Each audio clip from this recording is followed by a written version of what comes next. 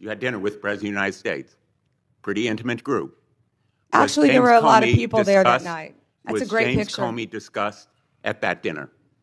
I love that picture. That's a great picture. And there were a lot of people there that night. I think the entire cabinet was there. Did you discuss James Comey with the President of the United States? He was sitting just to your left.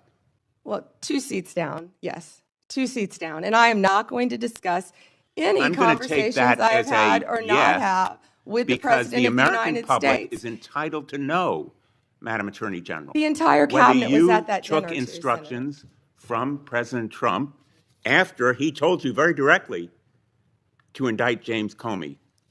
Cannot believe that you would accuse me of impropriety when you lied about your military service. I am not asking you admitted you lied to be elected a U.S. senator. You lied. How dare you? I'm a career prosecutor. Don't you ever challenge my integrity. I have abided by every ethics standard. Do not question my ability to be fair and impartial as Attorney General. And anything with my former firm, Ballard. The look of panic in the eyes of a sitting Attorney General. What just happened in this Senate hearing is sending shockwaves across America. Pam Bondi, the woman who says she is a defender of the law, suddenly lost control the moment a senator raised questions about that private dinner with Donald Trump. The question is simple. Did Bondi receive direct instructions from the president to go after James Comey? As the pressure increased, Bondi did not answer with clear facts. Instead, she changed direction. She turned the conversation into a personal attack on the senator. That reaction did not look like confidence.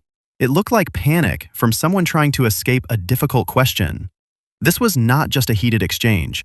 For many watching, it felt like a moment where the entire tone of the hearing shifted. And now, the big question is whether Bondi can explain what really happened. Because the next 7 minutes of this hearing could change how people see this situation. Watch carefully as the conversation unfolds and more details come into the open. Before we continue, if you believe public officials should always be held accountable, subscribe to the channel, like this video, and tell me in the comments what you think about this moment. Just so the American people understand, this issue of weaponization of justice goes to the core of the integrity of our criminal justice system. And I think we can all agree that no individual, no group should be targeted simply because they are a political opponent or because the President of the United States has some personal animosity toward them. You've just said that President Trump is the most transparent president in history. Tragically and chillingly, you may be right when it comes to criminal justice, because far from ending weaponization of justice, I would submit, Madam Attorney General, that President Trump has embodied it. And we have a record. It is a public record of his express instructions that certain individuals be investigated. The Attorney General of New York, Tish James, my colleague Adam Schiff, the former CISA director, Chris Krebs, the DHS former Chief of Staff, Miles Taylor. There's a list. And he has been transparent. In fact, 5 days before the indictment of James Comey, he put this post up as instructions to you. He didn't mince words. He was very open and public that you should indict James Comey and others because they are guilty as hell. No more delay now. 5 days before you indicted, or grand jury at your instructions indicted James Comey. I'd like to know from you what conversations you've had with President Trump about the indictment of James Comey. Senator, I am not going to discuss any conversations I have or have not had with the President of the United States. You're an attorney, you have a law degree, and you know that I'm not going to do that. I also find it fascinating, because I'll keep fighting to ensure that law enforcement and the judicial process move forward without political interference. No one is above the law, not even the president. That's a quote from you, Senator Blumenthal, in 2017. Well, let me ask you then, when you saw that No post, one is above the law. That was your quote. When you saw that post, did you talk to anybody in the White House? I am not going to discuss any conversations I have, nor any investigations, so nor you are unwilling to tell this cases. committee about conversations with the White House and if I may James continue, Comey's indictment. And if I may continue, let me show you a picture. James Comey was indicted by one of the most liberal grand juries in the United States. The night before James Comey's indictment, you had dinner with the President of the United States. Pretty intimate group. Actually, there were a lot of people there that night. That's a great picture. Was picture. James Comey discussed at that dinner? I love that picture. That's a great picture. And there were a lot of people there that night. I think the entire cabinet was there. Did you discuss James Comey with the President of the United States? He was sitting just to your left.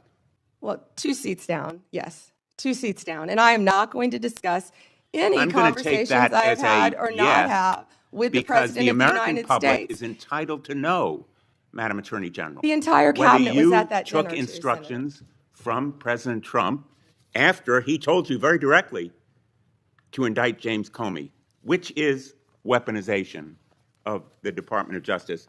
I want to agree with my colleague, Senator Hawley, that weaponization of our justice system must end. That's the reason that I propose legislation, and I challenge him and my colleagues on the other side of the aisle to join me in legislation that would create a statutory right of action for people who are selectively or maliciously prosecuted for political reasons. It would codify your manual, the Department of Justice manual, on political prohibitions against political considerations in charging decisions and prohibit the White House from intervening, President Trump and any other president from intervening in charging decisions. It would make reforms to the grand jury process. You've just said this grand jury was liberal.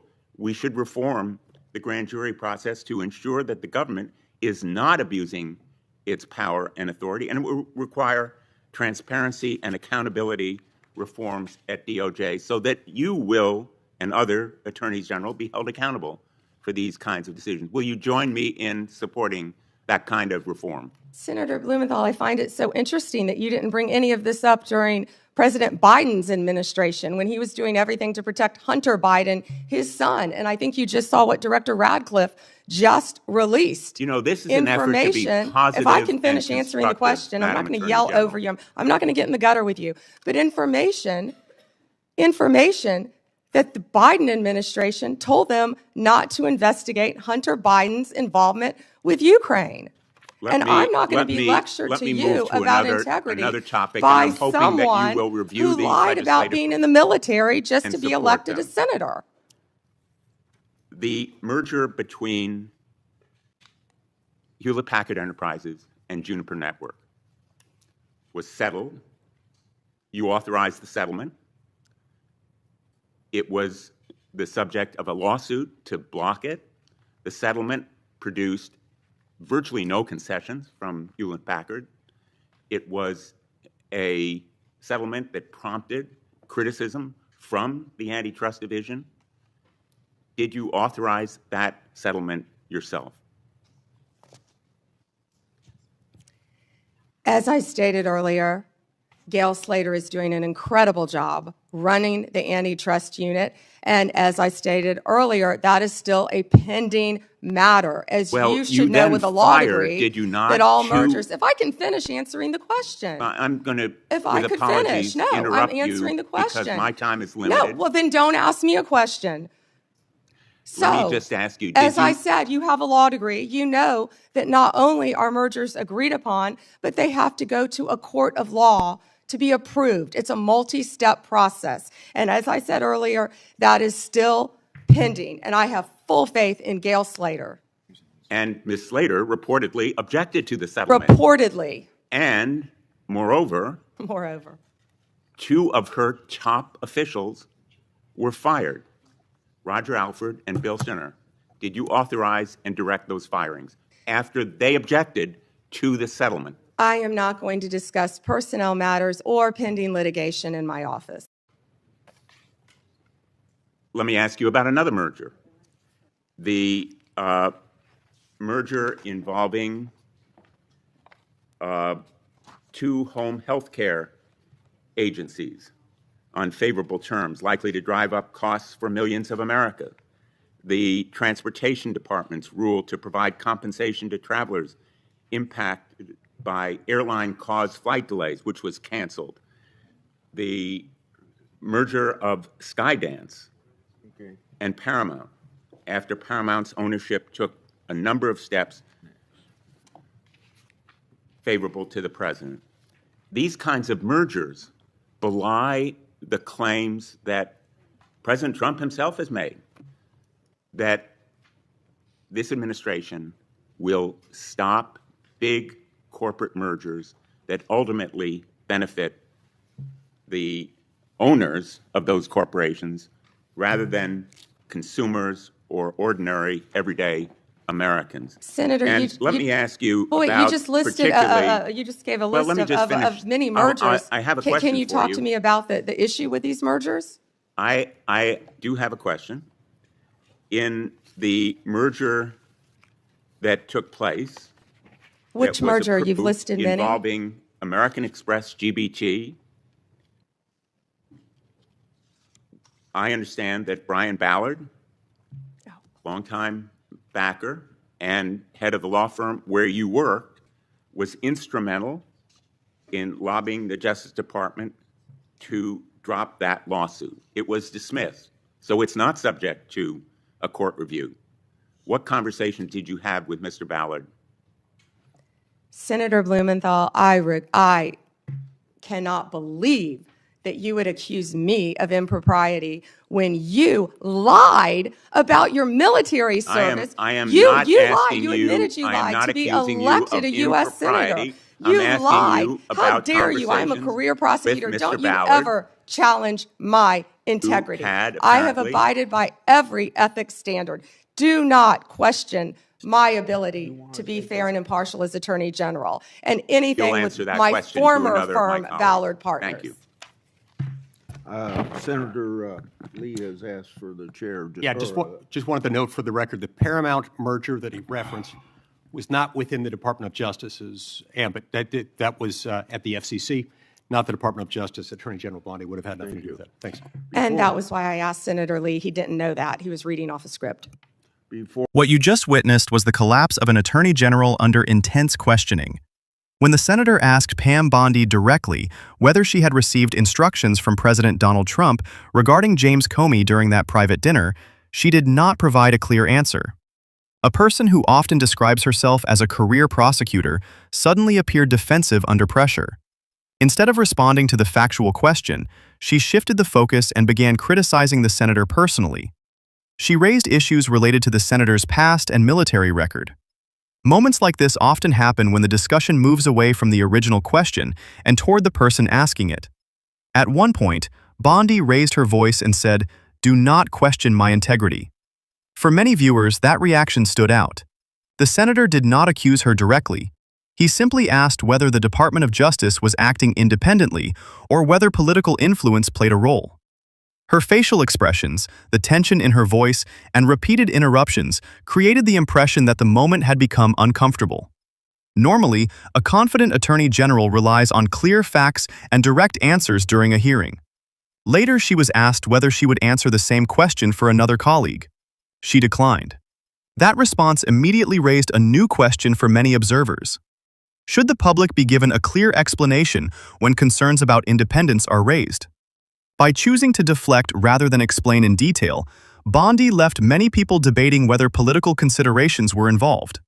This hearing quickly became one of the most intense moments in recent Senate discussions. Viewers watched as a senior official struggled to respond to persistent questioning. The tension in the room, the raised voices, and the personal remarks made the moment even more dramatic. For many observers, this hearing may be remembered as a turning point where a single direct question changed the entire tone of the session. The larger issue now being discussed is whether moments like this affect public trust in the justice system. Does the Attorney General still maintain full credibility in the role? And will further explanations be provided after this hearing? If you believe public officials should always face tough questions and full accountability, press the like button and subscribe to the channel. Also, share your opinion in the comment section. Do you think Bondi was defending her position or avoiding the central question?